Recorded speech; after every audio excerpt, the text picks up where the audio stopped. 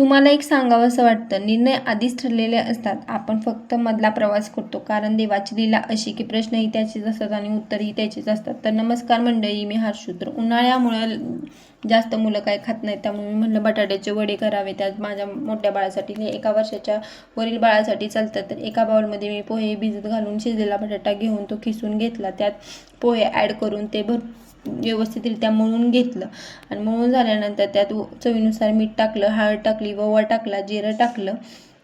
जिरं झाल्यानंतर ऑप्शनल लाल तिखट आहे. लाल तिखट आपल्याला हवे असेल तर टाकायचं, नाही तर नाही टाकलं तरी चालते. नुसत्या मिठाच्या केल्या तरी चालतात. आणि ते व्यवस्थितरित्या ते पण मळून घेतलं मी. मळून झाल्यानंतर त्याचे छोटे छोटे गोळे केले उडीद वड्यागत आणि ते तव्यावर असे फ्राय करून घेतले. ते झालं की बघा, हे कसे जास्त ऑइली पण होत नाही आणि खाण्यासारखं होतं. लहान मुलांना खायला व्यवस्थितरित्या येतं हे.